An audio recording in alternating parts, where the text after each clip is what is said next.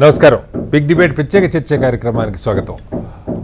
TCS company Nashik BPO కేంద్రంలో కొంతమంది ఉద్యోగులు మహిళల పట్ల అసభ్యంగా ప్రవర్తిస్తున్నారు, అలాగే మతపరమైన వేధింపులకు గురి చేస్తున్నారు, దూషణలు చేస్తున్నారు అన్న నేపథ్యంలో 7గురికి సంబంధించిన ఎఫ్ఐఆర్లు ఫైల్ అయిన 7గురిని అరెస్ట్ చేశారు. ఇందులో మెజారిటీ ఒకే సామాజిక వర్గానికి, ఒకే మతానికి చెందిన వారు ఉన్నారు.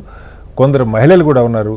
నిజంగా ఏం జరుగుతుంది? లక్షల మంది పనిచేసే సాఫ్ట్వేర్ రంగంలో ఉద్యోగాలలో కులపరమైన లేకపోతే మతపరమైన విద్వేషాలు ఉన్నాయా, అణచివేత ఉన్నదా, మహిళలకి అసభ్యంగా వాళ్ళని ట్రీట్ చేస్తున్న పరిస్థితులు ఉందా, అక్కడ తీసుకోవాల్సిన జాగ్రత్తలు తీసుకుంటున్నారా, ఏ రకంగా ముందుకెళ్లాలని దాని మీద వాళ్ళు బిగ్ డిబేట్లో ప్రత్యేకమైన చర్చని చెప్పడం. చర్చలో మనతో పాటు కృష్ణారెడ్డి గారు విశ్వ హిందూ పరిషత్ సీనియర్ నాయకులు ఇక్కడ మనతో స్టూడియోలో ఉన్నారు. అలాగే ఫారూకీ షిబ్లీ గారు మైనారిటీ హక్కుల పరిరక్షణ సమితి రాష్ట్ర అధ్యక్షులు వారు ఉన్నారు.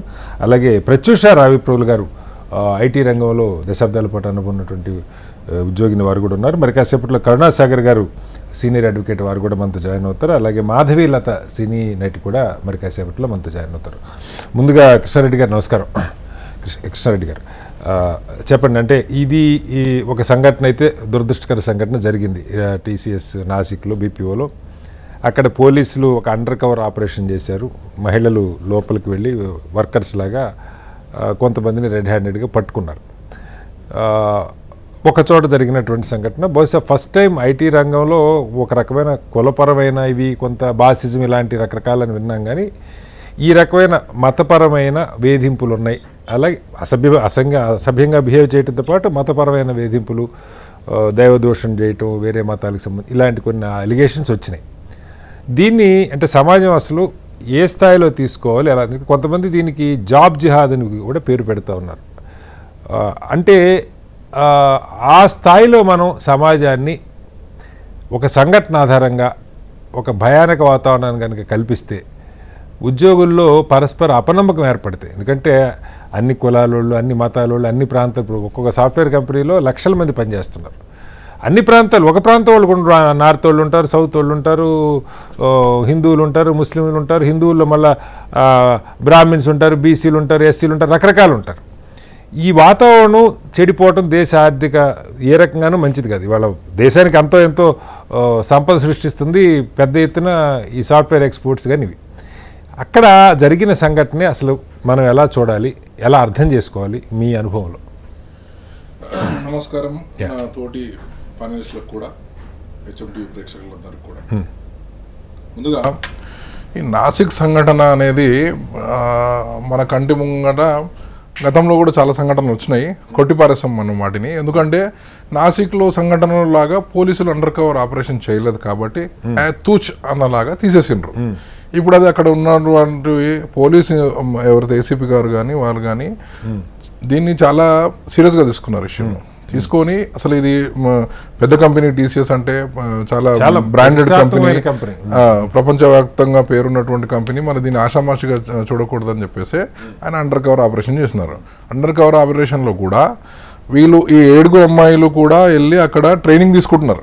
ట్రైనింగ్లో కూడా అక్కడికి వచ్చి వాళ్ళని అసభ్యంగా తాకడంతో వాళ్ళకు కూడా ఆ కొత్తగా వచ్చి అందులో ట్రైనింగ్ యాక్టింగ్ చేస్తున్న వాళ్ళకు కూడా అంతటువంటి కోపం తెప్పించిందంటే వాళ్ళు ఏ విధంగా పనిచేస్తున్నారు అనే విషయాన్ని మనకు తేటతెల్లం చేసింది ఆ సంఘటన. వాళ్ళే పెడరక్కలు విరిచి పట్టుకొని తన్నుకుంటూ తీసుకొని వచ్చారు బయటికి.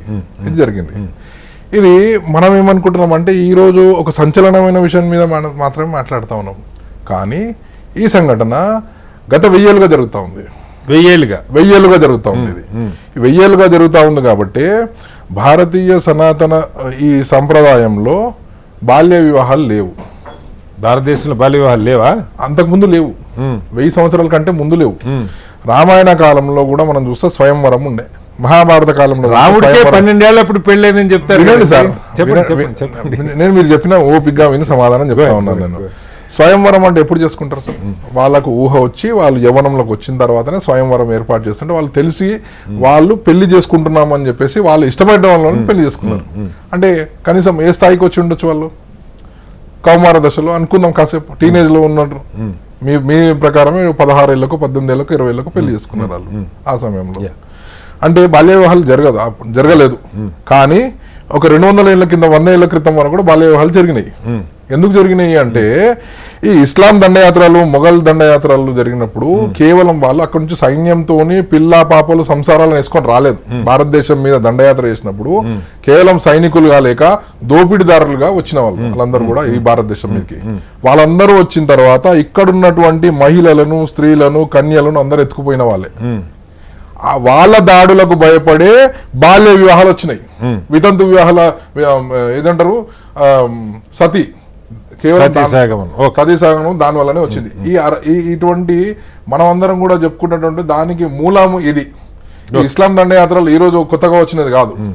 కాకపోతే స్వతంత్రం వచ్చిన తర్వాత లేదా మన ఈ వార్తా ఛానళ్లు కానీ పత్రికలు వచ్చిన తర్వాత లెఫ్టిస్ట్ భావజాలం ఉన్న వాళ్ళ చేతులకు వెళ్ళిపోయిన తర్వాత నిందితుల పేర్లు, మతాలను, వారి ఐడెంటిటీని దాచడం మొదలు పెట్టింది. మన చేతికి ఎక్కడ కూడా చరిత్రలో మనకు రాకుండా చేసిండ్రు. ఇప్పుడు మనకు ఒక సంప్రదాయం ఉంటది. ఆ సంప్రదాయంలో భాగంగా వరుడు కత్తి పట్టుకొని ఉంటాడు గుర్రం మీద. ఎందుకు వాడు కత్తి పట్టుకొని ఉంటాడు? నార్త్ ఇండియన్లు ఇప్పుడు కూడా పాటిస్తారు, మనం పాటించలేము. పెళ్లి అని అనౌన్స్ చేస్తే పెళ్లి కూతురు ఎత్తుకుపోతారు అనమాట. ఏ ఒక్కరు కూడా సేఫ్ లేరు ఆ రోజు నుంచి ఈ రోజు వరకు, ఇప్పటి వరకు కూడా లేరు. ఈ గుర్రం మీద వరుడు కత్తి పట్టుకొని వస్తాడు. ఎందుకంటే ఖచ్చితంగా పెళ్లి అన్నప్పుడు ఎత్తుకొని పోతారు వాళ్ళు. సరే రైట్, మన ఇక్కడ దగ్గరకు వస్తాను. నేను చాలా దగ్గరకు వస్తా ఉన్నాను. వీళ్ళకు విరుగుడు ఏంటిది అంటే అప్పట్లో పంది రక్తాన్ని అమ్మాయికి కాళ్ళకు పారాణిలుగా వాడేవాళ్ళు. కొత్తగా ఇప్పుడు కూడా పాటిస్తా ఉంది. ఎరుకలు మన దగ్గర పాటిస్తున్నారు. కేవలం ఈ పంది రక్తము, పంది మాంసము ఎక్కడైతే ఉంటుందో అక్కడ వరకు ఇస్లాం రాదు, వాళ్ళు రారు. ఆ ఒక్క కారణం చేత ఎరుకల కులం ఇవాళ కూడా ఆ ఆచారాన్ని పాటిస్తా ఉన్నారు. మన మేతరోళ్ళు కూడా పాటిస్తారు, ఇవన్నీ పాటిస్తారు అనమాట. ఈ ఇస్లాం అనేది ఇంత దారుణంగా ఆ రోజు నుంచి ఈ రోజు వరకు కూడా హిందూ స్త్రీలు, అమ్మాయిలు, కన్యలు ఎవరిని వదిలిపెట్టలే.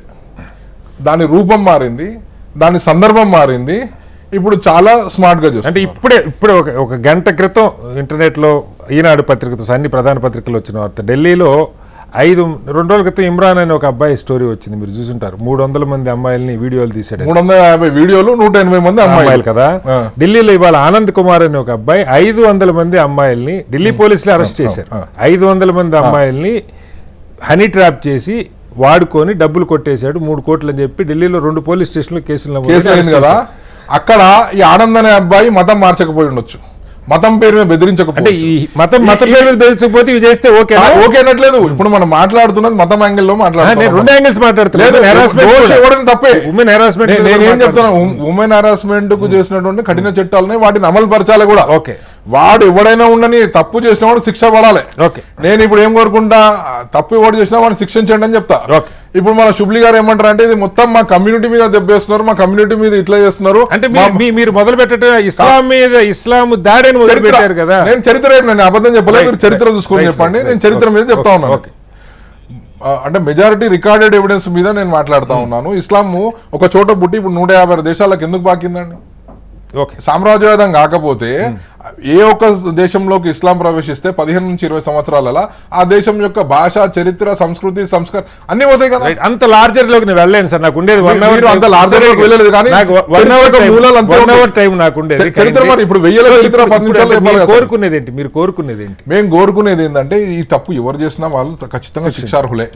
కాకపోతే ఇక్కడ ఏం జరుగుతుందంటే ప్రతి ఒక్క కంపెనీలో పాలసీ ఉంది, మామూలుగా ఈ హెరాస్మెంట్ కి దానికోసం ఉంది. కానీ ఆ హెరాస్మెంట్ లో ఉన్నటువంటి విచారణ అధికారం వాళ్ళు కూడా వాళ్ళే ఉన్నారు. లేదు, ఇక్కడ ఒక మహిళ హిందూ అశ్విని అని ఏజీఎం కూడా ఉంది, హెచ్ఆర్ ఏజీఎం అశ్విని అని ఆవిడ కూడా ఉంది. HR executive, HR chairperson Muslims ఉన్నారు. మరి లీగల్ కంప్లైంట్స్ ఎవరు ఉండాలి సార్? చెప్తున్నారు హెచ్ఆర్ కి సంబంధించిన వాళ్ళు. అయితే ఇది కేవలం నాసిక్ లో జరిగిన సంఘటన కాదు. లూలు మాల్ అసలు 80% మంది ముస్లిం కుర్రాళ్ళు ఉంటారు. ఆ మిగిలిన ఎంప్లాయీస్ అందరు కూడా అమ్మాయి హిందువులే ఉంటారు. వాడైతే కంపెనీ పాలసీ అది. వాళ్ళ మీద దాడులు కూడా జరిగినాయి, వాళ్ళ దగ్గర రెడ్ హ్యాండ్ కూడా పట్టుకున్నారు. యూపీలో 2022లో పెద్ద ఎత్తున నిరసనలు కూడా జరిగినాయి. ఇట్లాంటివన్నీ సర్వసాధారణము. అది రైట్, మనకు పత్రికాముఖంగా కానీ ఇక్కడ కానీ బయటకు రాలేదు. కానీ ఇది 1000 ఏళ్ళుగా జరుగుతూ ఉన్నది నా అభిప్రాయం. మళ్ళీ వస్తాను సార్ మీ దగ్గరికి. ముందు ప్రత్యూష్ గారు, మీరు దాదాపు నాకు తెలిసి ఒక 12-13 ఏళ్ల నుంచి వివిధ కంపెనీల్లో ఐటీ ఉద్యోగాల్లో చేస్తూ ఉన్నారు. మతపరమైన అంశం ఒక అంశం దానిలో కొద్దురు, కానీ ముందు అసలు వర్క్ ప్లేస్లో ఉమెన్ సేఫ్టీకి సంబంధించి లేదు ఏదైనా ఇష్యూస్ వస్తే హెరాస్మెంట్, ముఖ్యంగా మహిళల్ని అసభ్యంగా టచ్ చేయటమో లేదు వాళ్ళని ఏదైనా బాడీ షేమింగ్ చేయటమో ఇలాంటివి ఏమన్నా జరిగితే దానికి ఒక ఏర్పాటు ఉంటుందా? ఎందుకంటే టీసీఎస్ లాంటి పెద్ద సంస్థలో ఇలా జరగటం నిజంగా ఆశ్చర్యం. ఒకవేళ అలా జరుగుతున్న సందర్భాలలో మతమో లేకపోతే కులమో ఇలాంటివి ఏదైనా ఆధారం చేసుకొని చిన్నచూపు చూడటమో అసభ్యంగా ప్రవర్తించడం ఇలాంటి మీరు ఎప్పుడైనా ఎక్స్పీరియన్స్ చేశారా? లేదు మీ దృష్టికి ఎవరి ద్వారా అలాంటి జరిగిన కేసెస్ వచ్చినాయా? ఓకే సో ఫస్ట్ థింగ్ ఏంటంటే నేను ఆల్మోస్ట్ 12 years నుంచి రకరకాల కార్పొరేట్ ఎంటిటీస్ లో పనిచేస్తున్నాను, ఐటీ కూడా నాన్ ఐటీ కూడా.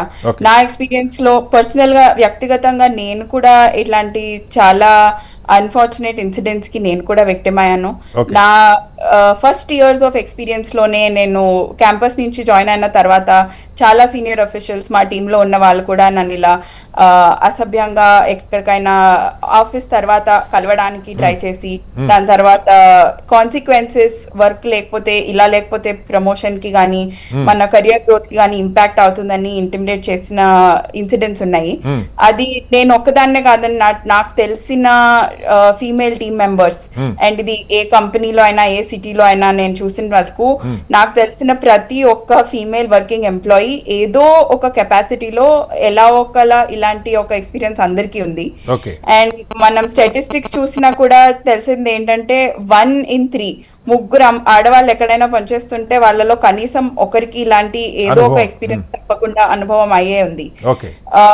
సో దీనికి సొల్యూషన్స్ అంటూ తప్పకుండా ఉంటాయి. దీనికి మెకానిజం ఏముంది కాదు, ముందు సొల్యూషన్ వద్దాం. అసలు మెకానిజం ఇలాంటివి ఇప్పుడు మీరు ఫేస్ చేసిన వాటికి మీరు ఏం చేయాలి? ఆఫీసుల్లో కాంటాక్ట్ లో ఏముంటుంది? అండర్స్టూడ్. సో ఐడియల్ గా జరిగేది ఒక ప్రాసెస్ ఉంటుంది, మెకానిజం మీరు అడిగారు కాబట్టి. లెజిస్లేషన్ కూడా దీన్ని చాలా క్లియర్ గా కవర్ చేస్తుంది, ఇందులో యాక్చువల్లీ అంబిగ్యూటీ కూడా లేదు.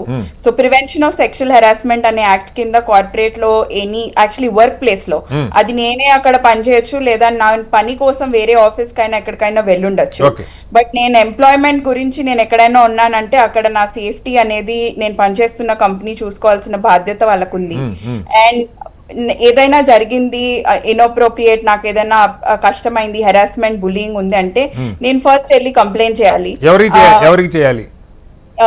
HR or the manager. So internal complaints committee అనేది బై లా ప్రతి కంపెనీలోనూ ఉండాలండి.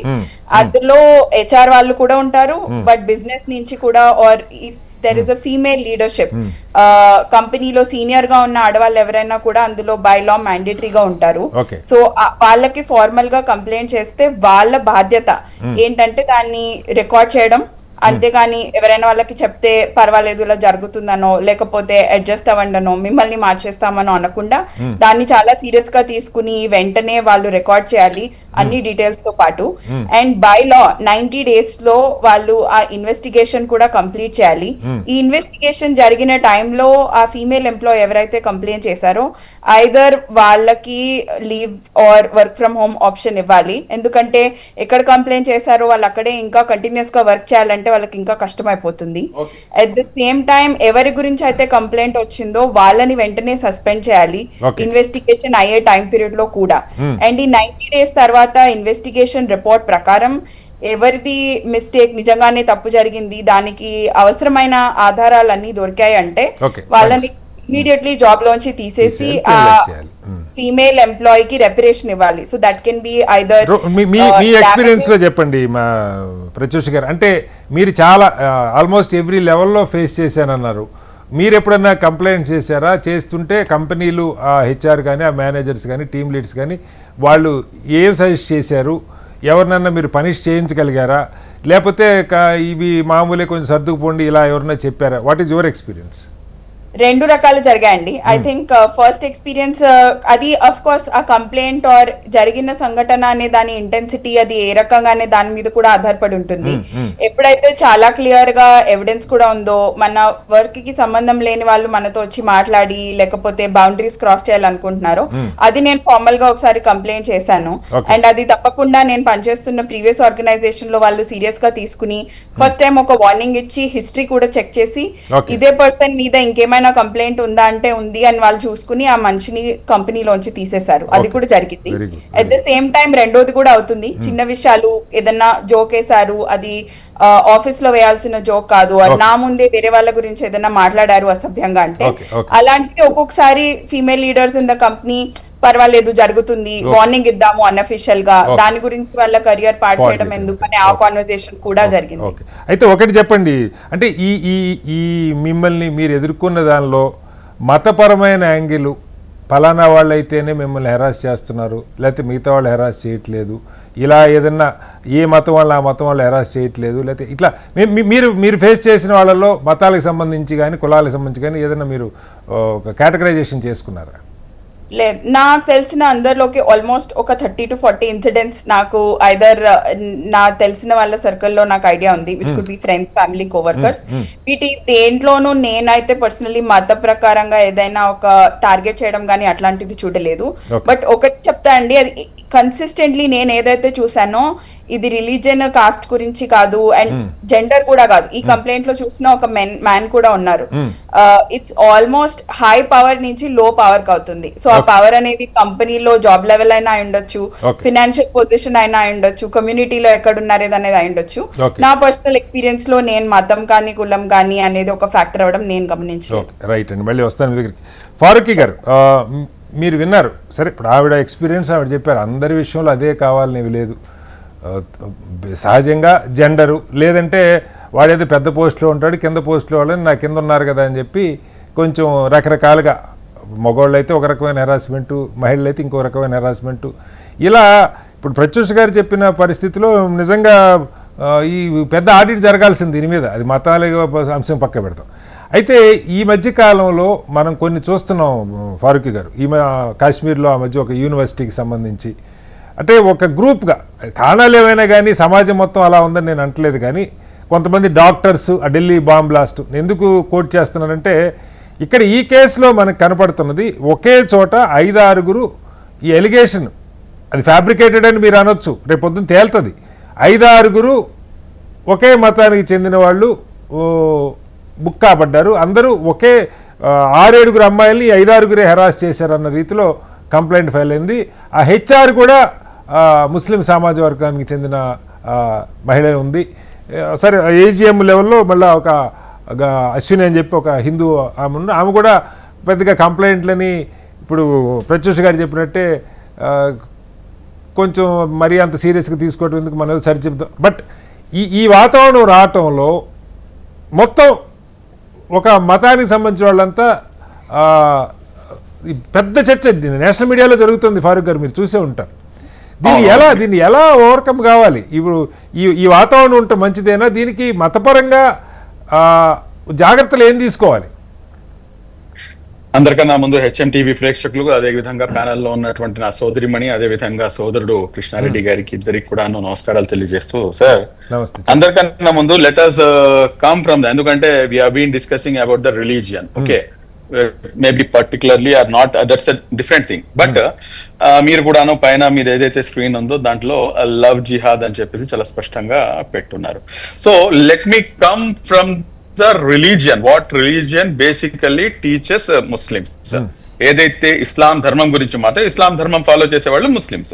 సో ఇక్కడ ఇస్లామీయ పరిభాషలో, ఇస్లామీయ భావనలో అసలు లవ్ అన్న దానికి ఏదైతే ఈ ప్రేమ, లేకపోతే పెళ్లికి ముందు ప్రేమించుకోవటము, ఇటువంటి ఏదైతే ఉన్నాయో దానికి అక్కడ ఎక్కడ కూడాను అసలు అవకాశమే కల్పించదు. అసలు ఇస్లామిక్ చట్టాన్ని పాటించాలా వద్దా అనేది ప్రతి వ్యక్తి యొక్క వ్యక్తిగత ఎంపిక అవుతుంది. అతను ముస్లిం అయినా గానీ ఇస్లాం ధర్మం అయితే ఇది నేర్పిస్తుంది, కానీ అతను ఆ రకంగా మెలగాలా లేదా అనేది అది అతని యొక్క వ్యక్తిగత స్వేచ్ఛపై ఆధారపడుతుంది. నంబర్ 1. నంబర్ 2, ఇప్పుడు మీరు చూడండి, ఇప్పుడు మీరు ఇస్లాం ధర్మంలో చాలా మీరు స్పష్టంగా చూస్తారు, పర్దా ఏర్పాటు అనేది ఉంటుంది. పర్దా అంటే హిజాబ్. హిజాబ్ అనేది ఎందుకు చేస్తారు అనేది దానిపై భిన్నాభిప్రాయాలు ఉన్నాయి. అనేక మంది ముస్లిమ్స్ పర్దా అంటే ఆ హిజాబ్ ధరించకుండానే బయటకు వెళ్తారు, అది వారి యొక్క వ్యక్తిగత స్వేచ్ఛ. కానీ కొంతమందికి నా యొక్క ఇది రిలీజియన్, నాకు ఈ రిలీజియన్ నాకు రైట్ ఇచ్చింది, so that's why I love to wear hijab అని చెప్పేసి కాదు సార్ చర్చ coming to the point sir please let me, నాకు కొంచెం మీరు సమయం కేటాయించాలి. ఎందుకంటే దట్ ఈస్ అల్టిమేట్లీ ఏంటంటే విక్టిమ్ కార్డ్ అయితే నేను ప్లే చెయ్యను, అవసరం అయితే లేదు. But this is the time to explain what actual Islam teachers అనేది. సరే, ఇప్పుడు ఇందాక ప్రత్యూష గారు మాట్లాడింది, దాని తర్వాత మన కృష్ణారెడ్డి గారు, విహెచ్పి నాయకులు, మా సోదరులు మాట్లాడింది, రెండు కూడా విన్నాను. నేను ఈ రెండిట్లో కూడాను నేను ఒక అంశాన్ని, కృష్ణారెడ్డి గారి యొక్క ఒక అంశాన్ని నేను స్వాగతిస్తాను, రెండో అంశాన్ని వ్యతిరేకిస్తాను. ఆయన ఒక మాట అన్నారు, ఇది ఏదైతే ఉందో ఇటువంటి జరగకూడదు. ఎస్, అబ్సల్యూట్లీ, ఇటువంటి వాటిని irrespective of caste, creed and religion. ఇప్పుడు ఒక ఆడబిడ్డపై అన్యాయం జరిగినా, లేకపోతే ఒక ఆడబిడ్డ ముస్లిం ఆడబిడ్డకి రేప్ అయితే అది న్యాయము, హిందూ ఆడబిడ్డకి రేప్ జరిగితే అది అన్యాయము, లేకపోతే అది హౌ ఇట్ ఈస్ కరెక్ట్ అండి. ఆడది అంతే, whoever it may be. Number 1 point. Number 2, ఇక్కడ మొత్తం ఏదైతే ఈ ఇష్యూ జరిగిందో, ఈ ఇష్యూ మొత్తంలో కూడాను బలవంతం అన్న పదం ఒకటి ఉపయోగించబడిందండి. బలవంతంగా నమాజ్ చదివించారు, బలవంతంగా వాళ్ళ చేత రోజా పెట్టించారు, బలవంతంగా వారిని ఇది చేశారు. సార్, నాకు అర్థం కాక అడుగుతాను ఏంటంటే, ఈ రోజుల్లో ఎవరిపై ఏ విధంగా బలవంతం చెయ్యగలరు? సరే, ఓకే, కాసేపటికి ఏమన్నా బ్లాక్ మెయిల్ చేశారా అంటే బలవంతం అంటే ఇక్కడ ఒక పాయింట్ సార్, నేను I will give the conclusion sir. మీకే టైం ఇస్తున్నాను ఫారూక్ గారు. పాయింట్ ఏంటంటే, బలవంతం మతం చెప్పిందా లేదా పక్కకు పెడితే, ఇప్పుడు హైయర్ పొజిషన్లో ఉన్న వాడికి కాకపోతే వీళ్ళు 4 ఏళ్ల నుంచి భరించారు, 4 ఏళ్ల నుంచి హెరాస్మెంట్ ఉందని చెప్తున్నారు. బట్ హైయర్ పొజిషన్లో ఉన్నప్పుడు సహజంగా కొంతమందికి, అందరికి కాదు, కొంతమందికి భయం ఉంటుంది, గబక్కన మనం బయటకు వచ్చి చెప్తే ఏమవుతుంది. నేను మీ డిబేట్ లో వచ్చింది ఆ స్టూపిడ్స్ ఎవరైతే ఉన్నారో వాళ్ళు చేసిన తప్పుని సమర్థించడానికో, లేకపోతే వాళ్ళు చేసింది కరెక్ట్ అని చెప్పడానికో అయితే ఇక్కడ రాలేదు. మీరు మతం గురించి కాసేపు పక్కన పెడదామన్నారు, నేను వచ్చిందే మతం కోసం. చెప్పండి. నేను వచ్చిందే మతం కోసం, ఎందుకంటే ఈ ఇష్యూని మతంపై తీసుకొచ్చేటటువంటి ప్రయత్నం ఏదైతే జరుగుతుందో దాన్ని ఖండించడానికి వచ్చాను తప్పించి జరిగిన ఇన్సిడెంట్ ని ఖండించడానికి మాత్రం ఏం మాత్రం కూడా రాలేదు. నంబర్ 1. నంబర్ 2, నేను బలవంతం అన్న పదం యూజ్ చేయడానికి గల కారణం ఏంటంటే, ఏదైతే దివ్య ఖురాన్ ఉందో చాలా స్పష్టంగా మాకు ఇచ్చేటటువంటి ఉపదేశం ఏమిటంటే, లా ఇక్రాఫ ఫిద్దీన్, అంటే ఇస్లాం లో ఎటువంటి బలవంతానికి ఆస్కారం లేదు. ఆ బలవంతం నువ్వు దేనికైనా కానీ, నువ్వు ఇస్లాం ధర్మాన్ని, ఇది మత మార్పిడి కోసం కానివ్వండి, లేకపోతే ఈ లవ్ జిహాద్ అని చెప్పేసి ఏదైతే కొత్త పర్యాయపదం తీసుకొచ్చారో దాని గురించి కానివ్వండి, లేదంటే కనుక నువ్వు నమాజ్ ఇలాగా ఏదైనా ఒక ధర్మంలో ఉన్నటువంటి వ్యక్తి ఎవరైతే విశ్వాసి ఉన్నాడో అతను కనుక బలవంతం చేస్తే అతను ఆ ధర్మంలోంచి బయటికి వెళ్ళిపోతాడు. ఇది ఇస్లాం నేర్పిస్తుంది. This is what I want to conclude sir. ఇంకోటి ఒక్క నిమిషం నేను కంక్లూడ్ చేస్తానండి. ఇప్పుడు ఇందాక మీరు ఇష్యూ వచ్చింది, అయాన్ అని చెప్పేసి ఒక స్టూపిడ్ ఫెలో గురించి 180 మంది మైనర్లతో దాదాపు 300 వీడియోస్ తీసాడు. ఈ ఇష్యూ ఎందుకని చెప్పేసి అంతగా హైలైట్ కాలేదు. ఎందుకు హైలైట్ కాలేదంటే నేను మీకు చెప్తాను దానికి కారణం ఏమిటంటే, ఒకే వ్యక్తి 300 మహిళల్ని, అతను మైనర్ని, అది కూడా పాక్సో చట్టం 1-2 సార్లు కాదు 300 సార్లు వాడిపై ఇంప్లిమెంట్ చేయాల్సినటువంటి అవసరం ఉంది. వాడు ముస్లిమా హిందువా తీసి పక్కన పెట్టండి, కానీ నేను బై ఫోర్స్ఫుల్లీ అది నేను చెప్పాల్సిన పరిస్థితి ఏర్పడుతుంది. ఈ 300లో దాదాపు 97% మంది ముస్లిం ఆడబిడ్డలే అక్కడ అన్యాయం జరిగింది. కాబట్టి ఈ ఇష్యూని మీకు హైప్ దొరకలేదు. ఒక్క నిమిషం సార్, నేను నా యొక్క వర్షన్ ఏంటంటే ఒక డిఫరెంట్ యాంగిల్ లో మీకు ప్రెజెంట్ చేస్తున్నాను సార్. అదేంటంటే, ఇతనికి ఈ అయాన్ అనే అతనికి ఒక AIMIM అన్న ఒక పార్టీతో సంబంధం ఉంది. దాన్ని ఎందుకు హైలైట్ చేయరు? దాన్ని హైలైట్ చేయాలి కదా, దాన్ని హైలైట్ చేయరు. అంటే రాజకీయమా లేదంటే కనుక మతంపై విద్వేషమా? నాకు తెలిసింది ఏంటంటే, ఈ రోజున సైకిల్ షాప్ లో సైకిల్ కి పంచర్ వేసుకునేవాడు ముస్లిం, రోడ్డుపై పంచర్లు వేసుకునేవాడు లేకపోతే చిన్న చిట్కా వ్యాపారం చేసేవాడు ముస్లిం. ఇప్పటిదాకా ఏంటంటే వాడి దగ్గర కొనమాకండి, వీడి దగ్గర కొనమాకండి అని చెప్పేసి ఏదైతే వ్యాపార వర్గం ఉందో ఆ వ్యాపార వర్గాన్ని టార్గెట్ చేశారు. ఇప్పుడు ఏంటంటే ఒక రకంగా ఏంటంటే దీన్ని కార్పొరేట్ జిహాద్ అని చెప్పేసి పేరిస్తూ ఎవరైతే చదువుకున్నటువంటి పిల్లలు ఉన్నారో వాళ్ళని సైతం కూడాను దీంట్లో లాగి అన్యాయంగా అది నిజంగా వాడు చేస్తుంటే కనుక వాడికి ఇర్రెస్పెక్టివ్ ఆఫ్ రిలీజన్ వాడు తీసి అవతల పడేయండి, whoever it may be. Okay. But ఇదంతా కూడాను ఈ కార్పొరేట్ జిహాద్ అని చెప్పేసి కార్పొరేట్ లెవెల్లో ఎవరైతే ఉద్యోగాలు చేస్తున్నారో వాళ్ళందరినీ కూడా దీంట్లో మీరు టార్గెట్ చేస్తారంటే కనుక దీన్ని నేను ఖండిస్తాను. రైట్ అండి, మళ్ళీ వస్తాను మీ దగ్గరికి. సార్ మనతో కరుణసాగర్ గారు కూడా జాయిన్ అయ్యారు. కరుణసాగర్ గారు నమస్కారం. నమస్తే. కరుణసాగర్ గారు, ఈ కేసు నాసిక్ సంబంధించి 9 ఎఫ్ఐఆర్లు ఫైల్ అయినట్టుగా చెప్తా ఉన్నారు. మీరు ఫాలో అయ్యి ఉంటారు మొత్తం. రకరకాలు, ఫస్ట్ ఒక అమ్మాయి ఒక ఎంప్లాయీ మీద, హైయర్ ఎంప్లాయీ మీద కంప్లైంట్ చేస్తుందని, ఆ తర్వాత ఇంకొక 6 వచ్చి ఇంకొక 5-6 మీద కలిపి కంప్లైంట్ చేశారని. అంటే ఈ మొత్తం ఇప్పుడు ఫైల్ చేసిన ఎఫ్ఐఆర్లు కానీ, కార్పొరేట్ చట్టాలు వర్క్ ప్లేస్లో ఎలా ఉండాలి, ఇందాక ప్రత్యూష్ గారు చాలా విషయాలు చెప్పారు. నిజంగా ఇవన్నీ అసలు భారత్లో, ఎందుకంటే లక్షల మంది పనిచేస్తున్నారు, ఎక్కడెక్కడి నుంచో వచ్చి మనం హైదరాబాద్లో చూస్తూ ఉంటాం, సేఫ్టీ లేకపోతే బెంగాల్ నుంచి, ఎక్కడెక్కడ యూపీ నుంచి, రకరకాల చోట్ల నుంచి వచ్చి సాఫ్ట్వేర్ రంగాల్లో పనిచేసుకుంటారు. ఈ పీజీల్లో ఉంటుంటారు, పిల్లలు, ఆడపిల్లలు ఉంటారు, మగపిల్లలు ఉంటారు. అసలు ఏంటి మన దగ్గర ఈ రూల్స్ లేకపోతే ఈ చట్టుబండ్లు ఏమైనా ఉన్నాయా? ఎలాంటి ఎఫ్ఐఆర్లు పెట్టారు, మీకేమనిపిస్తుంది? ముందుగా నేను చెప్పాల్సింది ఏంటంటే రూల్స్ రెగ్యులేషన్స్ లేవని కాదు. ఎందుకంటే మనకు భారతీయ న్యాయ సంహితలో కానీ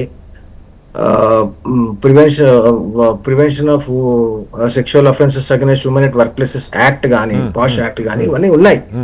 ఇవన్నీ కాకుండా ప్రతి కార్పొరేట్ కంపెనీలో వాళ్ళకు ఒక సెట్ ఆఫ్ గైడ్ లైన్స్ ఉంటాయి, ఇంటర్నల్ ఎంక్వైరీ కమిటీస్ ఉంటాయి.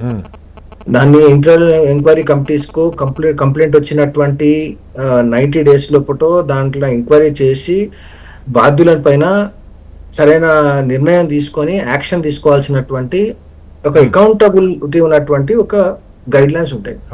మై ఫస్ట్ క్వశ్చన్ ఈస్ 2022 నుంచి 2026 వరకు 4 సంవత్సరాల పాటు ఇది జరుగుతూ ఉంటే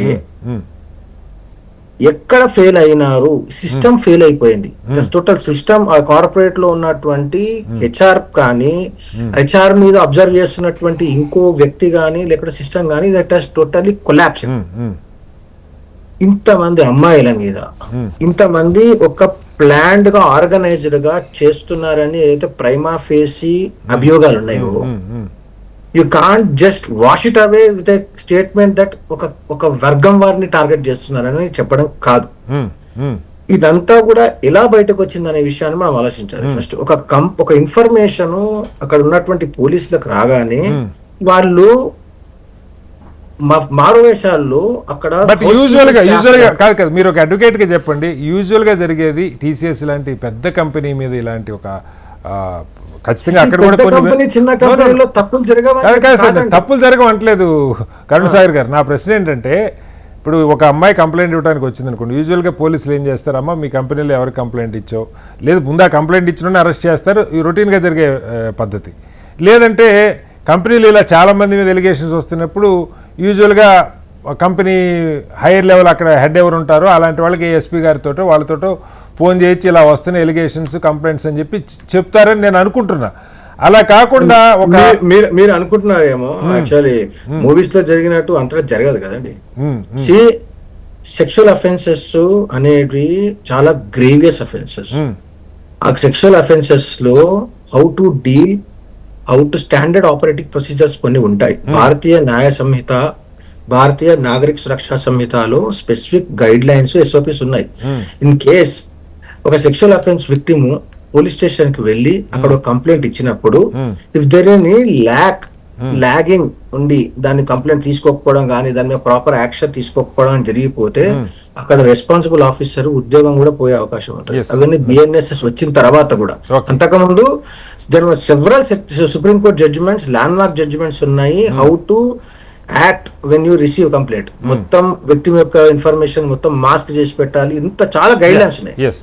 ఒక కంప్లైంట్ వచ్చింది, దే హావ్ టేకెన్ కంప్లైంట్, దాని మీద వాళ్ళు చూడండి, కంప్లైంట్ ఇచ్చిన వాళ్ళు ఇన్ని రోజులు ఏం జరిగిందో కూడా చెప్పుకుంటారు కదా. అదే 4 ఏళ్ల నుంచి అసలు వాళ్ళు ఎందుకు పోలీసులు అప్రోచ్ కాలేదనేది కూడా ఒక పాయింట్ కాలేదు అనేది సబ్జెక్ట్, వెరీ గుడ్ సబ్జెక్ట్.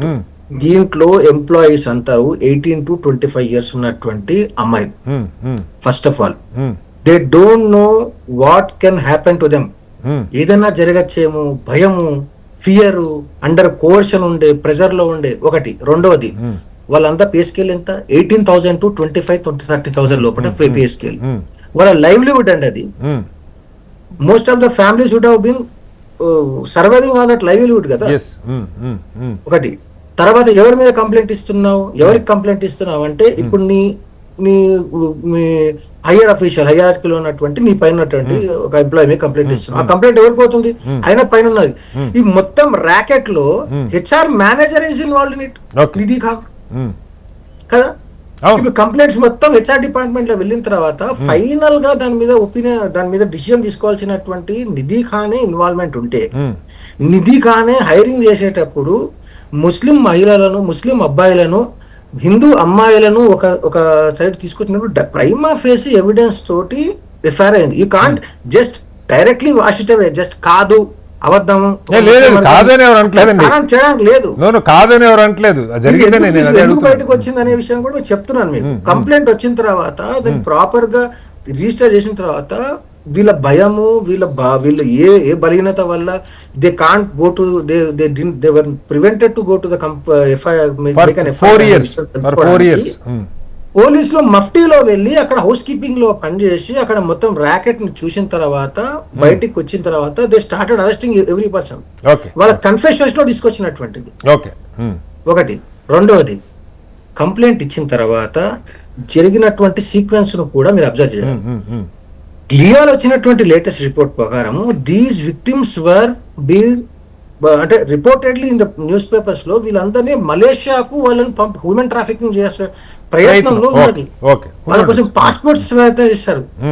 ఇవన్నీ బయటకు వస్తున్న విషయాలు షాకింగ్. ఇప్పుడు అది supreme court is observing that investigation. నేను ఇదే అడుగుతున్నాను సార్. ఇక్కడ ఇందాక కరుణసాగర్ గారి ఇది ఒకటే కాదు, మొన్ననే మనం ఈ జమ్మూ కాశ్మీర్ ఒక యూనివర్సిటీ, తర్వాత కొన్ని బాంబ్ బ్లాస్ట్లు, అంటే ఇప్పుడు ఏదో ఎక్కడో ఎవరో ఉండటం కాకుండా ఒక చోట గ్రూప్గా ఉండి ఫంక్షన్ చేయటం అన్నది కొంత స్టార్ట్ అవుతున్నది. అది ఏ భావజాలం అన్నా కానివ్వండి, ఏదైనా కానివ్వండి. అక్కడ డాక్టర్స్, గ్రూప్ ఆఫ్ డాక్టర్స్ ఈ బాంబులు తయారు చేయటం, హాస్టల్ని బేస్గా చేసుకుని వాళ్ళు పనిచేయటం జరిగింది. ఇక్కడ ఒక 7-8 మంది ఒక చోటే అమ్మాయిలు హ్యూమన్ ట్రాఫిక్కి ప్రయత్నం చేస్తున్నారు. ఇది ఒక చోట జరుగుతుందా? ఇందాక కృష్ణారెడ్డి గారు అన్నట్టు చాలా చోట్ల ఇలాంటి ప్రయత్నాలు జరుగుతున్నాయా? దీనికి ఇవాళ ఐటీ ఎంప్లాయీస్ అసోసియేషన్ వాళ్ళు మన్సుఖ్ మాండవీయ గారికి ఒక లేఖ ఇచ్చారు. మొత్తం ఐటీ కంపెనీలలో ఆడిటింగ్ జరగాలి. అసలు ఇలా ఇందాక ప్రత్యూష్ గారు చెప్పారు, కంప్లైంట్ ఇస్తే అది రికార్డు కావాలి 90 days దాని మీద. ఇవన్నీ మరి ప్రభుత్వం అవి చేయడానికి సిద్ధం అవుతుందా? ప్రభుత్వం కాదండి, ఫస్ట్ థింగ్ పని చెప్తాను. ఇది ఒక ప్రైవేట్ ఐటీ కంపెనీ. వాళ్ళు they are govern by certain rules. వాళ్ళు కొన్ని గైడ్ లైన్స్ పెట్టుకున్నారు. ఇన్ని సంవత్సరాల నుంచి కంప్లైంట్స్ హెచ్ఆర్ కి మెయిల్ కు వెళ్తుంటే దాని మీద ఎటువంటి యాక్షన్ తీసుకోకపోతే మీరు ఇవాళ ఇన్వెస్టిగేషన్ లో చూడండి 484 మెయిల్స్ ని పోలీసు వాళ్ళు సీజ్ చేశారు. HR Nidhi Khan I don't know, మేము ఆమె ఒక హార్డ్ డిస్క్ లో, అంటే ఇక్కడ వీళ్ళు యాక్ట్ చేయడం ఆపేశారు. యాక్ట్ చేయడం ఆపేసిన తర్వాత మెకానిజం ఏముండాలనేది టీసీఎస్ కంపెనీలో లేదు. If the person who is in charge of all the complaint is not acting upon that complaint, what would be the alternative remedy? HR పైన ఏజీఎం ఒక ఆవిడ ఉన్నారు సార్, ఇక్కడ అశ్విని అని ఒక ఏజీఎం ఉన్నారు. ఆవిడ కూడా పెద్దగా స్పందించలేదని చెప్తున్నారు. He also should be held responsible. Yes. Response చేయాల్సిందే. ఎందుకంటే 1 day, 2 days, 5 days, 1 month, 2 months, okay. 4 years. Exactly. These many victims. మళ్ళీ వస్తాను సార్. ప్లాన్డ్ కాన్స్పిరసీగా జరుగుతూ ఉంటే పోలీస్ వాళ్ళకి ఇన్ఫర్మేషన్ వెళ్ళి వాళ్ళు వచ్చి మఫ్టీలో నీ దగ్గర వాళ్ళు ఇన్ఫర్మేషన్ అరెస్ట్ చేసేదాకా మీకు నాలెడ్జ్ లేదంటే total TCS Nasik unit has failed it self. Okay sir, మళ్ళీ వస్తాను మీ దగ్గరికి. కరుణసాగర్ గారు, కృష్ణారెడ్డి గారు, 2 అంశాలు సార్. ఇవాళ ఆల్రెడీ మీ ఐ థింక్ ఢిల్లీలో బీజేపీ ఎంపీ గారు సుప్రీంకోర్టులో కేసు వేశారు దీని మీద. అట్లాగే ఐటీ ఎంప్లాయీస్ అసోసియేషన్ వాళ్ళు కార్మిక శాఖ మంత్రి గారికి ఒక ఇది పెట్టారు, మొత్తం ఆడిటింగ్ జరిపించండి. ఎప్పటి నుంచో చాలా ఇష్యూస్ ఉన్నాయి. ఇప్పుడు మనకి ప్రత్యూష్ గారు చెప్పేదాకా ఆమె చెప్పిన దానిలో ఈ కోణం లేదు కానీ, but they are 1 in every 3 are suffering అని.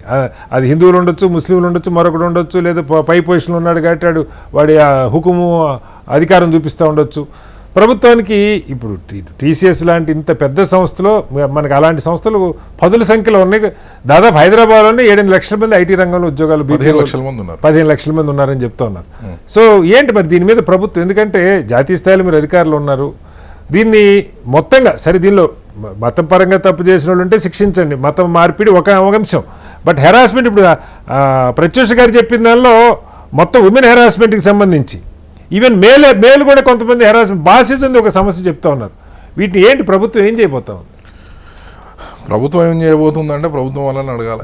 సమాజం ఏం చేయబోతుందో సమాజంలో ఏం చేయాలో నేను చెప్తా. ఇప్పుడు మనందరికి కూడా ఏం చూస్తున్నాం అంటే ఇప్పుడు మంచి క్రీమ్ రిచ్ ఉన్న సొసైటీలో జరిగినటువంటి ఇన్సిడెంట్ మీద మనందరం కూడా మాట్లాడుతున్నాం. కానీ లేబర్ అడ్డాల, పూల మార్కెట్లో, పండ్ల మార్కెట్లో కూడా జరుగుతూ ఉన్న హెరాస్మెంట్. అంటే ఉన్నత స్థాయి నుంచి అట్టడుగు స్థాయి వరకు కూడా ఈ హెరాస్మెంట్ అనేది ఉంది, సర్వ చోట్ల ఉంది. పైన కింద హెరాస్ చేస్తూనే ఉన్నారు. ఈ సమాజం మారాలి, సమాజంలో ఉన్నటువంటి కుటుంబ వ్యవస్థ మారాలి, నైతిక విలువలు పెంచాలి. కేవలం ఇది ఈ ప్రాబ్లం మనం అడ్రస్ చేస్తున్నాం, ఈరోజు చర్చ చేస్తున్నాం కేవలం ఐటీ ఇండస్ట్రీకి సంబంధించి అక్కడ వరకు మాత్రమే పరిమితం కాలేదు. అక్కడ వరకు మాత్రమే పరిమితం కాలేదు, అన్ని రంగాల ఇండస్ట్రీస్ లో అన్ని దగ్గర జరుగుతూ ఉన్నదే.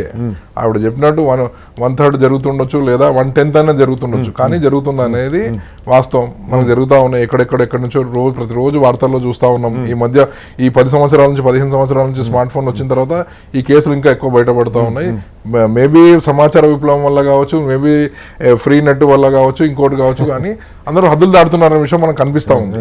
దీనికి కుటుంబం హద్దులు దాటం అంటే మళ్ళీ వేరు. మీరు హద్దులు దాటం అంటే రెండు వైపులా అదే చెప్తా ఉన్నాను. ఆ రెండు కూడా తేడా చెప్తాను నేను. హద్దులు దాటుతున్నది ఏంటంటే అయాన్ ఖాన్ విషయంలో, లేకపోతే సందీప్ అని మీరు చెప్పిన విషయంలో హద్దులు దాటుతున్న సంఘటనలు. ఎందుకంటే వాళ్ళు కొందరు స్వతహాగా వెళ్ళిన వాళ్ళు ఉంటారు, కొందరు వీళ్ళ ఫోర్స్ వల్ల వెళ్ళిన వాళ్ళు ఉంటారు. దాని చిట్ట చివరిగా ఏం జరుగుతూ ఉందంటే మహిళ నష్టపోతూ ఉంటుంది. సో ఇక్కడ జరిగినటువంటి సంఘటనలను కేవలం ఇప్పుడు మతపరమైనటువంటి యాంగిల్ ఏంటంటే వాళ్ళు మతం మారమన్నారు, మతాన్ని యాంగిల్ గా చేసుకున్న విషయం అదొక కోణం.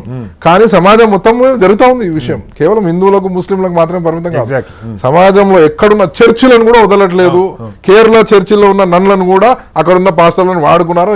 ఇంటర్నేషనల్ సమస్య అయిపోయింది. వాళ్ళు పోప్ జాన్ పాల్ కూడా పెట్టుకున్నారు. మరి ఇక్కడ ఏం కావాలి? ఎక్కడైనా ఇప్పుడు మీరు అంటున్నది అది చర్చా, మసీదా, గుడా, లేకపోతే ఇంకొకటి అని కాదు. అవకాశం ఉన్నోడు వాడుకుంటున్నారు.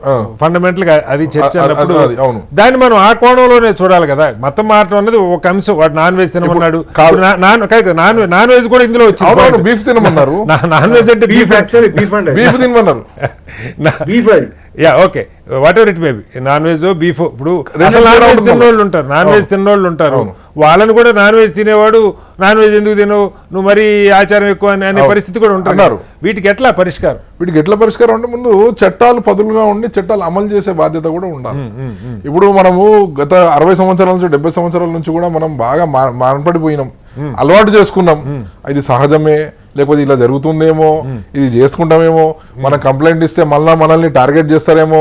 ఇప్పుడు నేను పేరున్న కంపెనీలోకి వచ్చాను, టీసీఎస్ లో ఉన్నాను, ఇప్పుడు హఠాత్తుగా ఉద్యోగం మానేస్తే నా కుటుంబ పరిస్థితి ఏం కావాలి? ఇక్కడే మనకు కొంచెం ఆశ్చర్యం ఉంది. ఒక రోజు 2 రోజులు అంటే వేరు, ఒక అమ్మాయి 2 అమ్మాయిలు అంటే వేరు. ఇప్పుడు ఈ అమ్మాయి కంప్లైంట్ ఇవ్వగానే 6-7 వచ్చారు. ఈ 6-7 కొంత ముందు నుంచి మాట్లాడుకుంటూ ఉండబట్టి కదా అమ్మాయి కంప్లైంట్ ఇచ్చిందని కానీ 6-7 వచ్చారు కదా. నా పాయింట్, 4 ఏళ్లుగా జరుగుతుంటే వాళ్ళ పేరెంట్స్ కన్నా చెప్పుంటారు కదా ఎవరో ఒకరు. సార్ ఇప్పుడు ఏ లెవెల్ అంటే ఎందుకు పోలీస్ దాకా వాళ్ళు 4 ఏళ్ళు వెళ్ళలేదు అనేది ఒక ప్రశ్న. ఎందుకు వెళ్ళలేదు అంటే ఇప్పుడు ఇందాక కరుణాసా గారు కూడా చాలా అద్భుతంగా చెప్పారు. యాక్చువల్ గా జరిగింది అదే, వాళ్ళ పావర్టీ ఉంటుంది, పేదరికాన్ని గెలవాలి, లేకపోతే నేనే మా కుటుంబం నుంచి, లేకపోతే వాళ్ళ చుట్టుపక్కల కూడా వాళ్ళు చెప్పుకొని ఉంటారు కదా, నేను పలానా టీసీఎస్ లో వేస్తున్నా గర్వంగా చెప్పుకుంటారు. సాఫ్ట్వేర్ లో ఈ మధ్య కొత్తగా జాయిన్ అయిన అందరూ కూడా సహజంగా ఆ ఇంటి పరువును కూడా ఆ ఉద్యోగంతో ముడిపెట్టి ఉన్నది కాబట్టి వాళ్ళు చెప్పుకోలేదు. వాళ్ళు ఉద్యోగం మారితే కూడా కష్టంగా ఉంది. ఇప్పుడు మొదలు ఈ 4 సంవత్సరాల నుంచి ఇంకా పరిస్థితులు చాలా దారుణంగా ఉన్నాయి. ఉద్యోగం పోతే రావడం వల్ల ఉద్యోగం పోతే మళ్ళీ వస్తుందో లేదో అనేది కూడా చాలా కష్టంగా ఉంది. కాబట్టి వాళ్ళు ఉద్యోగ భద్రత, ఆర్థిక భద్రత, కుటుంబ విషయాలు వీటన్నిటి గురించి కొంచెం రాజీ పడ్డారు అని అంటాను నేను. వాటి ఈ విషయంలో ఆర్థికపరమైన విషయాల్లో రాజీ పడ్డారని చెప్తాను నేను. ఇందాక సోదరుడు చెప్తా ఉన్నాడు, ఇస్లాం ఫారూఖీ గారు అన్న మాటకు నేను చెప్తా ఉన్నాను, ఇస్లాం ఇష్టం ఉంటే పాటించవచ్చు, లేకపోతే పాటించవు అనుకుంటున్నాను. కాఫీర్లు అంటారు, కాఫీర్లను ఏం చేయాలి? రాళ్లతో కొట్టి చంపమని ఆయన చెప్పిన ఖురాన్లోనే ఉన్నది. తర్వాత ఢిల్లీలో మనకు జరిగినటువంటి సంఘటన నోయిడాలో జరిగింది. సలీం వాస్తిక్ అని మన ఒక ప్రీచర్ ఉన్నాడు, ఆయన అంతకుముందు ముస్లిం, ఆయన ఎక్స్ ముస్లిం. ఆయన ఏం చేసేవారంటే ఆయన బాగా ఖురాన్ మీద పట్టు సాధించిన తర్వాత అరే ఇందులో అన్ని పరస్పర విరుద్ధమైన అంశాలు ఉన్నాయని చెప్పి వాటన్నిటి మీద డిబేట్ చేస్తా ఉన్నారు. ఆయన డిబేట్ చేస్తా ఉంటే ఆయన ఇస్లాం నచ్చలేదు, డిబేట్ చేస్తున్నారు. సరే ఇస్లాం నమ్మిన ఖురాన్ నమ్మినటువంటి వాళ్ళు ఆయనకు సిద్ధాంతపరంగా విభేదించిన వాళ్ళు ఎవరన్నట్టు వాళ్ళు సమాధానం చెప్పాలి. మరి భౌతికమైన దాడులు ఎందుకు వాళ్ళని చంపబోయారు కదా ఆయన్ని. అంతకుముందు ఇంకొక అతను కూడా ఇంకో వీళ్ళు ఉన్నారు, ఆయన ఇది పెట్టుకుంటేనే ఒక టైలర్ పొడిచి చంపేశారు. ఇవి అన్ని చోట్ల జరుగుతున్నాయి సార్. ఇప్పుడు గోగినేని గారు ఉంటారు, ఆయన మీద విహెచ్ వాళ్ళే 10 సార్లు దాడికి వెళ్ళారు. నేను ఒక మతం కాదుగా, ఆయన అభిప్రాయం ఆయన కాదండి. మీద ఎవరు దాడికి వెళ్తే వాళ్ళ మీద కేసులు పెట్టాలి. కేసులు వెళ్ళారా లేదా చెప్పండి. వెళ్ళలేదు, బాబు గోగినేని మీద దాడి జరగలేదు, ఒకటేసారి వెళ్ళారు, ఆయన దొరకలేదు. సరే అది వేరే విషయం, అది వేరే విషయం కాదు సార్. ఇక్కడ నేను చెప్పేది ఏంటంటే బాబు గోగినేని గారు ఎప్పుడైనా సరే హిందుత్వం మీద మాట్లాడిన కానీ ఆయన ఆచరించే క్రిస్టియానిటీ మీద మాట్లాడినరా ఎప్పుడైనా? ఆయన ఇప్పుడు మాట్లాడాడు, ఆయన మాట్లాడతారు. మనం భారతదేశంలో కొత్త విచిత్రమైన పరిస్థితి ఏంటంటే నేను నాస్తికుడును హేతువాదును అని చెప్తారు, కానీ వాళ్ళు ఆచరించిన మతం వేరేగా ఉంటుంది. వాళ్ళు అక్కడున్న వాళ్ళకి మాత్రం శుభాకాంక్షలు చెప్తారు, అన్ని చెప్తారు. హిందూ పండుగలు వచ్చేసరికి తమ వెటకారాన్ని అంతా కూడా నాస్తికులు అన్న వాళ్ళంతా ఇక వేరే మతం ఆచరిస్తున్నారే. నాస్తికులతోని నిజంగా హిందుత్వంలో ఒక విభాగం కూడా ఉంది. నాస్తికులకు ఒక హోదా ఇచ్చాం మేము వాళ్ళని. వాళ్ళకు ఉన్నటువంటి సందేహాలను ధర్మ సందేహాలన్న పేరుతో వాటిని కాదండి. ఇప్పుడు మూర్ఖంగా మాట్లాడితే ఎవరైనా కానీ సిద్ధాంతానికి నిలబడేటువంటి వాటిని మాట్లాడితే ఎవరైనా అట్లాగే చేస్తారు, ఉండొచ్చు కాక ఉండొచ్చు. మనం ఏం చేస్తాం, మొట్టమొదట వాళ్ళకి ఏం సందేహం ఉన్నా వాటిని సమాధాన తార్కికంగా చర్చ జరిగితే మంచిది, ఎంత లోతుకైనా చర్చ జరిగితే మంచిదే. లోతుగా వాటికి అవసరమైన వేదం నుంచి కూడా మేము సమాధానం చెప్పడానికి అక్కడ కూడా అలాగే చెప్పుండాలి. వాళ్ళు దాడి చేశారు, వాళ్ళు దాడి మామూలు దాడి కాదు, భౌతికంగా చంపేస్తారు. రెండోది పరదా విషయం కూడా సార్ మాట్లాడారు, మళ్ళీ మాట్లాడుతారు. మూడోది ఏమన్నారంటే ఆయన లవ్ జిహాద్ ఊరికే అట్లా వేసేసిండ్రు అని అంటారు. లవ్ జిహాద్ అనేది నిజమైన అంశమే, సుప్రీంకోర్టు కూడా ఒప్పుకుంది, కేరళ హైకోర్టు కూడా ఒప్పుకుంది, వాళ్ళందరూ కూడా జరిగింది. సోదరుడు మళ్ళీ ఇప్పుడు పరువు హత్యల గురించి కూడా మాట్లాడాలి కదా, మాట్లాడదామండి. పరువు హత్యలు పరువు హత్య ఎవరు చేసినా వాడు కూడా శిక్షార్హుడే. వాడు ఎవడో ఆయన అదే అన్నారు సార్, లవ్ జిహాద్ పేరుతో ఎవరిని చేసుకొని బలవంతంగా మతం మరిస్తే అసలు వాడు ముస్లిమే కాదు, శిక్షించండి అని ఆయన అంటున్నారు కదా. లేదండి, శిక్షించమని ఆయన ఒక్కరు కాదండి. ఇప్పుడు వాస్తవానికి ఇప్పుడు ఇట్లా జరిగితే మరి నాగరాజు చంపేశారు కదండి. ఇప్పుడు సరూర్ నగర్ నాగరాజు అబ్బాయి పెళ్లి చేసుకున్నాడు, మరి అబ్బాయిని ఎందుకు చంపినప్పుడు మనం ఎవరు కూడా మాట్లాడలేదు. ప్రత్యూష విషయంలో కూడా చెప్పండి. అప్పుడు ఆ అమ్మాయి ఉంది కదా, దళిత అబ్బాయిని ప్రేమిస్తే ప్రణీత అమృత విషయంలో నేను మన ఇప్పుడు వాళ్ళ నాన్నగారిని నేను ఖండించినానండి. మీరు ఖండించారు అంటే ఇప్పుడు మీరు ఖండించారు, ఆయన ఖండించారు. అంటే ఒక రకమైన నేను అనేది ఏంటంటే సమస్య నేరస్తులను మతానికి అనుకూలంగా ఉన్నారని చెప్పేసి నేరానికి మతం లేదు, నేరానికి మతం లేదు, నేరానికి మతం లేదు, నేరంలో చేసినటువంటి సవాన్కి సంబంధించిన విషయం. ఇప్పుడు గాడ్సే గాంధీని చంపాడు, హిందువులు చంపారని అన్నాం కదా, గాడ్సే అని ఒక క్రిమినల్ చంపాడని అంటాం కదా. లేదు, ఆ రోజు ఏమన్నారంటే నాథు ఈ చంపినారని చెప్పేసి కనీసం 1,00,000 మంది ఒకవేళ ఎవరన్నా మాట అంటే అది కాదయ్యా, చంపినోడు నేరస్తులే తప్ప మతానికి. ఆ రోజు కాంగ్రెస్ పార్టీ అట్లా అనలేదు, అందుకని మీరు లేదండి. ఇప్పుడు ఇందిరాగాంధీని చంపినటువంటి సర్దార్జీ వాళ్ళను కూడా 15,000 మందిని చంపారు వాళ్ళు. సర్దార్జీ కనిపిస్తే చంపేసింది వాళ్ళు. మొత్తం ఒప్పుకుంటుంది ఫారూఖీ గారు. ఇక్కడ ఒప్పుకోని వాళ్ళు ఎవరంటే ఫారూఖీ గారు, మతం వాళ్ళు కాబట్టి టార్గెట్ చేస్తున్నారు. ఫారూఖీ గారు ఒక మాట చెప్పండి. ఫారూఖీ గారు ఇక్కడ ఇప్పుడు ఇందాక మీరు లేవనెత్తారు. ఇప్పుడు అంశాలు ఏవైనా సరే మన మతంలో తప్పు చేసినా మనం దాన్ని బలంగా ఖండించి నిలబడి నిశ్శబ్దంగా ఉండకుండా, ఇప్పుడు నేను ఇందాక చెప్పాను ఆ అబ్బాయి ఒక కుర్రోడి పేరు మీరు చెప్పారు, ఆనంద్ కుమార్ అని 2 గంటల క్రితం ఢిల్లీలో 500 మందిని ఇచ్చేసి. ఇప్పుడు ఈ సంఘాలు లేదంటే ఆ మతానికి ప్రొటెక్షన్ ఇస్తున్న ప్రయత్నం చేస్తున్న విహెచ్పి లాంటివో లేదా మీలాంటి సంఘాలు ఈ మతంలో జరిగిన వాళ్ళు తప్పు చేసినప్పుడు కూడా బలంగా ఖండించి శిక్షించండి అని బలంగా బయటకు వచ్చి మాట్లాడాలి కదా. సంఘాల తరపున నా టీవీ డిబేట్లో మాట్లాడటం కాదు, జరగాల్సింది అది కదా. సార్ ఇందాక మీరు మన సోదరుడు మన కృష్ణారెడ్డి గారు కదా సార్ పేరు, చెప్పండి. కృష్ణారెడ్డి గారు లేవదీసినటువంటి అంశం అంటే ఒక దళిత అబ్బాయి ఒక అమ్మాయిని ప్రేమించాడని చెప్పేసి ఏదైతే అంశం నల్గొండలో జరిగింది, నాతో పాటు మారుతిరావు అది ఇష్టం కానీ వస్తారు. కరుణసాగర్ గారు ఇస్తాను, వెయిట్ చేయండి ప్లీజ్. వాళ్ళని ఖండించడానికి ఇక్కడ తప్పుని తప్పుగా చూడండి అనేది నా యొక్క భావన అండి. దానికి మించి వేరేదేం లేదు. చాలా స్పష్టంగా తప్పు ఎవరు చేసినా గానీ తప్పే, వారికి మతంతో సంబంధం లేదు. ఇందాక మీరు కేరళ స్టోరీ గురించి కేరళ హైకోర్టులో లవ్ జిహాద్ అనేది ఉంది అని చెప్పేసి ఇదైంది అన్న. కేరళ స్టోరీలో ఎంత వరకు అయితే అది నిజమో, సినిమా దురంధర్ సినిమా ఎంతైతే నిజమో, కేరళ మీరు మాట్లాడేటప్పుడు సోదరా నేను మాట్లాడలేదు. చెప్పండి ఫారూఖీ గారు. అంటే డిబేట్ పక్కదోట పడాల్సిన అవసరం లేదు, దయచేసి వినండి. మీరు మాట్లాడేటప్పుడు మీకు మాట్లాడే హక్కు మీకు ఎంతైతే ఉందో నాకు కూడా మీరు మట్టి పోసి మారడిగా చేయాలంటే కనుక అది కుదరదు. ఈ రోజున కేరళ స్టోరీ ఎంత నిజమో సారీ మసిబుడ్డి, అదే విధంగా మీరు చూస్తే కనుక ఈ రోజున మీరు రాళ్లతో కొట్టి చంపాలి కాఫీర్ అని చెప్పేసి అంటున్నారు. ఎస్, మీరు మోడరేటర్ గా కూర్చోండి, తీసుకొని రండి. ఒక్క హాఫ్ అన్ అవర్ చాలు సార్, హాఫ్ అన్ అవర్ కూడా వద్దు, పావు గంట చాలు.